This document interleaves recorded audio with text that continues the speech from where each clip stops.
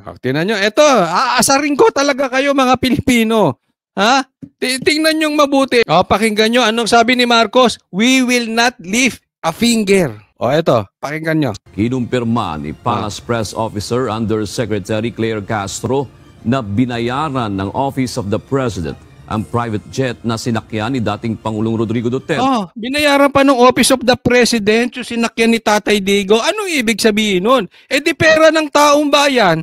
Opisina ni Marcos nagbayad sa jet. Akala ko ba hindi ka magpipinger, Marcos? You will not lift a finger. Akala ko ba hindi sila dapat kumontak sa kahit na anong ahensya? Wala silang soberanya rito. It's a threat to our jurisdiction. Anong nangyari? Ngayon magagalit kayo pag tinawag kayong budol. Lantarang niloko nyo taong bayan. Lantarang binudol nyo taong... Pera pa ng para nyo kaming ginisa sa sarili naming mantika. Niloko nyo na kami. Pera pa ng taong bayan ginamit nyo. Di magpipinger. Patungong The Hague sa The Netherlands. Ayon kay Palace Press Officer Atty. Claire Castro, bahagi lamang ito ng kumpletong kooperasyon ng gobyerno sa isinagawang pag-aresto sa dating Pangulo. Kumpleto? Nagpapalusot ka pa! Ito'y kooperasyon. Nakala ko hindi kayo makikikooperate ngayon. Ito'y kasama sa kooperasyon. Ay, loko-loko. Niluloko nyo kami. Mr. Finger, niluloko nyo kami. Hindi naman nagbigay ng eksaktong halaga ang Palace official. Hindi magbibigay yan. Kahit naman magbigay yan, anong papaniwalaan ba? It is the same person na nagsabi sa amin na walang pumasok na baril doon sa loob ng KOJC. More than 16 days kami doon. Pambira, walang ni isang baril. Ganyan po ka-fake news yung presidente mo, Claire. At ang lalakas, napaka-ipokrito ninyo, tapos kami tatawagin yung fake news.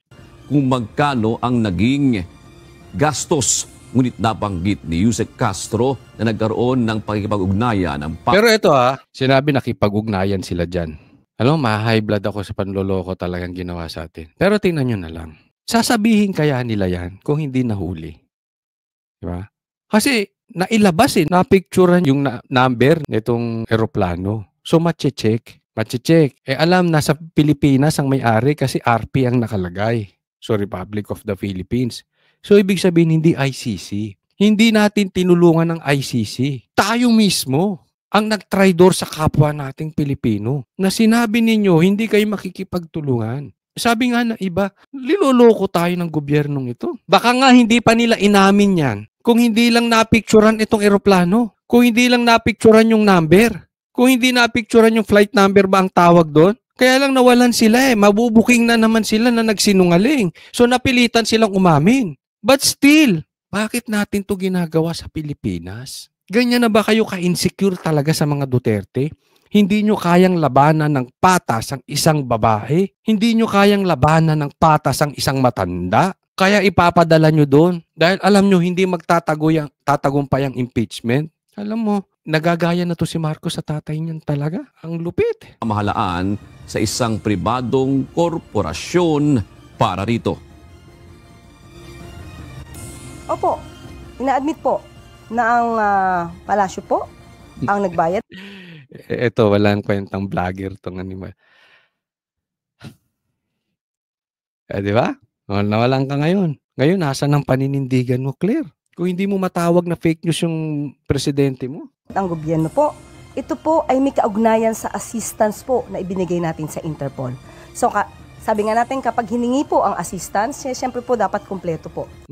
Pag hiningi ang assistance, dapat kumpleto. Tayo pa ang naggastos. Ano sabi? Hindi magli-lift ng finger? Hindi magpipinger si Marcos? Hindi makikipag-ugnayan? Hindi makikipag-usap? Anong tawag mo dyan, Claire? Hindi ba budol yun? Hindi, diretsong tanong. Hindi ba budol yun? Dahil kung wala naman po na ipoprovide na sasakyan para madala po ang dating Pangulo sa ICC, parang hindi rin po naging kumpleto ang pagtugon natin sa ating commitment. Hindi yon. Kasi pwede nyo namang hindi minadali Di ba? Pwede nyo namang ipagpabukas. Hindi kailangan ng jet plane. Hindi na, umuwi ba si Marcos, si PRRD dito naka-private jet? Hindi naman kailangan ng ganun. Pwede nyo namang inantay sana yung desisyon ng korte, tapos, ibinuk nyo na lang. Nakamura pa kayo, hindi gumastos ang gobyerno. Hindi naman pasosyal si Tatay Digong Di ba? Alam mo, ako sasabihin ko sa inyo, Mas gugustuhin pa ni Tatay Digong na pinauwi nyo muna siya, inantay ang desisyon ng korte, pinag-impake nyo siya ng mga gamit niya, kahit na isakay nyo siya sa commercial lane. Kesa naman naka-private jet, nilabag naman ninyo ang kanyang karapatang pantao ni hindi nyo pinauwi yung matanda, diretso yung flight. Alam nyo bang delikado sa matanda yung flight? Ni hindi nga nagpupunta ng West dyan eh. Delikado na sa edad niya. Dahil malayo na yung flight. Di ba? Alam nyo naman yan sa may edad. Delikado na po yan. Yung ganyang kalayo. Sabihin ninyo, minadali nyo. Kasi wala kayong plano antayin ang desisyon ng korte. Kasi gusto ninyo, si Marcos lang ang magdi-design. Yan ang totoo. Huwag niyong sabihin na kung ano-ano sinasabi. Ako. Next po tayo, ito pag-usapan natin. Alam mo kayo na lang ang sumagot, 'di ba? Doon sa mga nagtatanong sa akin kung may secret deal. Etong si Boying at saka to si Marcos sa ICC.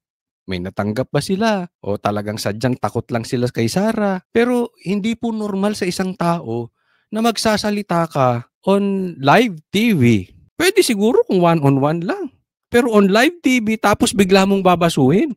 Bigla mong babaguhin. Pag inisip mo, presidente yun. So tatak yun. Alam mo yun. SOJ ka, Secretary of Justice. So alam mo, yung sasabihin mong yan patungkol sa ICC, tatata. Tapos biglang binago. So ibig sabihin, masyadong malaki yung kapalit para lokohin nila yung Pilipino. Masyadong malaki yung presyo na matatanggap nila or kung ano man yung matatanggap nila sa pagpapadala kay Tatay Digong sa ICC para budulin ng Pilipino at kainin yung sinuka nila, yung kinain nila ulit. Malaki ang pakinabang nila. Hindi mo naman kasi gagawin yan. Ay sinabi mo, hindi po pwede. Sabi mo, it's a threat to our sovereignty, tapos bigla mo pinapasok. Di ba? So, can we blame the people? No, we cannot. Ang tanong, bakit? Secret deal ba? May presyo ba? Palit ulo ba? May pakinabang ba? Takot kay BP Sara? Kayo na po sumagot dyan sa comment section. Eto, pakinggan natin merong magandang announcement si Boying Rimulya. Tandaan nyo po ang apelyido, Rimulya. Boying Rimulya may announcement about ICC. Okay, mamaya natin pag-usapan yung nabuking kaya sila umamin at saka yung mga Pilipinong ayaw sa impeachment. Pero dito muna tayo. Dito muna kay Boying Rimulya. Pag-usapan natin ito. Hindi na tayo makikipag-usap sa kanila. Hindi natin sila kailangan sa ating bansa. Hindi natin sila gustong pumunta rito. Ang pinag-uusapan dito, ICC. Hindi natin kailangan sila sa ating bansa. At wag silang pupunta rito. At wag na wag silang pupunta rito. About sa ICC, ito po ay Secretary ng Department of Justice. May punto naman si Boying. Wag na wag kayong pupunta rito. Bakit? Secretary of Justice. Ibig sabihin, gumagana ang hustisya sa Pilipinas. Ako ba ay inuinsulto nyo? Bakit kayo pupunta rito? Hindi nyo ba alam ako ang bossing? Ako, Secretary ng Justice. Pupunta ang ICC dito? Ibig sabihin, walang hustisya dito? Tinatarantado nyo ba ako? Ganun, parang ganun ang sinasabi dito si Boying. Tuloy. Sapagkat ang gagawin nila ay usurpation of authority. Nako, usurpation of authorities. Ano ba ibig sabihin niya yung usurpation na yan? Yung bang parang hindi ka naman pulis, manghuhuli ka, or wala ka namang karapatan, wala kang soberanya, tapos bigla ka manghuhuli. Ibig sabihin, wala kang posisyon, wala kang sa lugar, tapos mag-aasta ka na para kang otoridad. Yan, bawal yan. Hindi yan po pwede sa ICC. According kanino? Sa akin? Kay Boying. Tuloy. Government. Magkakaproblema tayong lahat. Pag ginawa nila yan, they'll be violating our law. Ang ICC... violation ng batas. Sabi ni Boying, violation ng batas. Pag pumunta rito at pag nakialam ang ICC. Kailangan niya ng mga bansa katulad ng Sudan. Nako, mga ano to Ano ba itong mga to? Africa? Sudan. Sudan. Kailangan ito ng Sudan. Somalia. Haiti. Siguro sa ibang lugar sa Afghanistan. Sa mga lugar na medyo magulo at walang gobyerno. Doon sa magulo at walang gobyerno, tanong, kayo na sumagot. May gobyerno ba tayo? Hindi po pwede sa Pilipinas ang ICC, hindi naman tayo Somalia. Di ba? Hindi naman tayo Afghanistan. At hindi naman magulo ang gobyerno ng Pilipinas. Di ba, Boying? Doon sila pumasok. Tayong organisado ang ating gobyerno na may sistema ng hustisya. Huwag na nila tayo pakialaman. Okay, nangingialam kayo, ICC. Huwag nyo kaming magagalit sa inyo si Boying. Magagalit. Huwag nyo kaming pakikialaman. pupunta sa lugar No. na maaring ang ICC, makialam. Kasi dito, hindi sila pwede makialam talaga rito. Linaw, no? Dito, hindi sila pwede makialam. Approve, Boying. Approve ako sa lahat ng sinabi mo. Sa ibang bansa, kung tingin natin ay may pagkaalangan, di mag-usap muna kami kung aalis sila.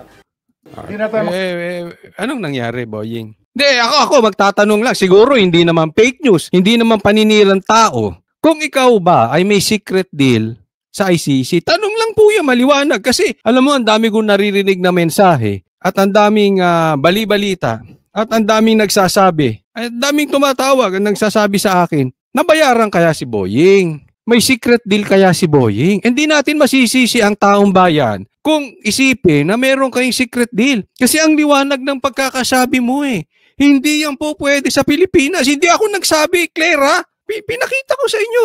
Claire, pakicheck nyo kung fake news to si Boying. Dapat kung fake news to si Boying, kastiguin mo, Claire. Sabi niya hindi papasok, tas pinapasok. Ay baka sabihin nyo, ako fake news. O, talagay nyo dyan, sino fake news? Ako ba o si Boying? Pambira, naglolokohan naman ata tayo. Huwag naman po natin iloloko mga Pilipino. Diba? Sabi nga ng Biblia, let your yes be yes and your no be no. Anong ibig sabihin? Pag may sinabi ka, panindigan mo. Pag sinabi mong oo. Sinabi mo hindi papasok ba't tinayaan yung pumasok? Diba? Ay sasabihin, hindi naman sila pumasok Loko-loko lang ang magsasabi ng ganong palusot. Hindi nga pumasok, pinadala nyo sa ICC. Mas masahol yun. Mas tarantado ang kalalabasan mo noon pagka isipin mo, hindi nyo pinapasok, diniliver nyo pa with free delivery. Di ba? Ano to? Ito ay panlilin lang sa mga Pilipino. Ngayon, how do you expect us na maniwala sa inyo? Tapos tatalak si Claire, tatarak si J. Ruiz, tatarak yung kung sino-sino na mga fake news daw kami. O ngayon, sino ang fake news? Sige nga, pakisabi. Huwag kayong magagalit, Boying, huwag kang mapipikon. Anong nangyari? Para masagot ko yung taong bayan. Sinasabi nila nagka-secret deal ba? Anong palit ulo ni Duterte? Anong tinakasan ng gobyernong ito? Bakit nagbago ng isip? Ang liwa-liwanag ng pagsabi mo Diba? Papakita ko pa, ito pa. Gusto nyo manggalaite, ito pa. Ito. Sige, tignan natin Okay, let me say this for the 100th time. Sasabihin niya raw, pang 100 beses. Sige. Not recognize the jurisdiction of ICC in the Philippines. We don't recognize the jurisdiction of the ICC in the Philippines. 100,000 ka palang sinungaling. Hindi, 100 lang. Hindi naman 100,000. 100 times kang sinungaling, Marcos. 100 times mo sinabi Claire, paano ba tong bossing mo? Sinungaling Fake news. Tapos yung mga senator mo sasabihin fake news sa mga vloggers. Tapos yung mga congressman na taga-tahol ng pinsan mo, sasabihin iimbestigahan yung fake news. J. Ruiz, ano ba ito? Claire, fake news to Hindi isang beses. Not 1 time, 2 times, hindi po. 100 times galing sa kanya. O di 100 times sinungaling. I consider it as a threat to our sovereignty. Ayun naman pala a threat to our sovereignty. Tama! I agree. Nagkasundo rin tayo, Marcos. I really agree that ICC is a threat to our sovereignty. May soberanya tayo Respeto naman. Ba't kayo magdi-decide sa mga Pilipino? Kung may makasalanan dito, kung gusto nyo, electric chair nyo. Lethal injection nyo. Bahala na kayo kung ano yung naaayon sa batas ng Pilipinas. Pero sa Pilipinas, hindi pwedeng makikialam yun. Saan ba ginawa ang krimen? Sa Pilipinas o sa ICC? Hindi na. Yun naman pala Di ba? Tama ka dyan, Marcos. Tama ba si Marcos? Totoo. Huwag nating babuyin, Marcos, ang soberanya natin. Tama ka dyan. Therefore, the Philippine government will not lift a finger. Ayun, they will not lift a finger. Hindi daw siya. Hindi niya itataas ang kanyang daliri para suportahan ng ICC. Ayan po ang Presidente Marcos nyo. To help any investigation that the ICC could hindi tutulong in any way kahit investigasyon. does. However, However, as ordinary people, they can come and visit the Philippines. Pero pwede kayong bumisita. hindi kami tutulong sa kanila. In fact, Hindi kami tutulong sa kina. Can I hear you, people? Yung mga manunood nito, can I hear you? Lagay nyo sa comment section. Budol ba si Marcos o budol na budol? Hindi kami tutulong sa kanila. In fact, babantayan namin sila. Ngayon, Marcos, ito ulit ang tanong ko. Kasi same ng tanong kay Boying. Magkano ba? Yan ang tanong ng taong bayan. Bakit kayo biglang nagbago ng isip? Tanong lang, hindi po tayo fake news ha. Nagtatanong, magkano ba? Ano ba secret deal nyo? Dahil ba nakikita nyo sa impeachment? Ito lumabas impeachment ayaw ng Pilipino. Kaya kayo nagbago ng isip? May survey po. Ayaw ng Pilipino sa impeachment kay BP Sara. Walang maitutulong sa bansa natin yan. So anong ginawa nyo? Since hindi nyo kaya sa impeachment si BP Sara, tanggalin nyo yung power ni BP Sara, which is yung ulo ng Duterte. Bakit bigla ka nagbago, Marcos? O talagang niloloko mo ang mga Pilipino? O talagang budol-budol ka? Hindi mo masisisi ang taong bayan kung iisipin may bayad ka, meron kang palit ulo, o may secret deal kayo ni Boying kasi bigla kayo nagbago ng isip eh. Paliwanag nyo ng maayos yan sa taong bayan. Claire, J. Ruiz, fake news ba yung amo nyo? bantayan namin sila, making sure that hindi sila that they do not come into contact with any agency of government. Oh, they don't have any contact with any agency of the government. Ano si Torre? PNP. Oh, di ahensya yun. DOJ. Ahensya yun. DILG. Ahensya yun. Even Villamor. Doon nyo dinala si PRRD eh. Anong kalokohan to, Marcos? Huwag naman sana sagad-sagad sa buto ang pambubudol sa taong bayan. Tapos pag sinabihan kayo ng ganito, sasabihan nyo kami fake news. E di dapat hindi kayo nanloko sa tao. Dapat hindi nyo sinabi yan. Ang problema kasi sa mga, yan dyan kila Claire, yung mga nagsasabi, yung aso ni Tamba dyan sa pagtatama sa inyo, fake news, kahit totoo. Huwag ganon. Huwag ganon. Ang liwanag oh. Ano yan? Ako nagsabi? Nagagaguhan ba tayo? Ginagago nyo ba mga Pilipino? And if they are contacting agencies of government, nasasabihin yung whatever, policeman, local government, sabihin nyo, wag nyo sasagutin. Yun ang sagot natin. That we do not recognize your jurisdiction, therefore we will... We don't recognize your jurisdiction, pero pinadala nyo si Tatay Digong doon. Special delivery.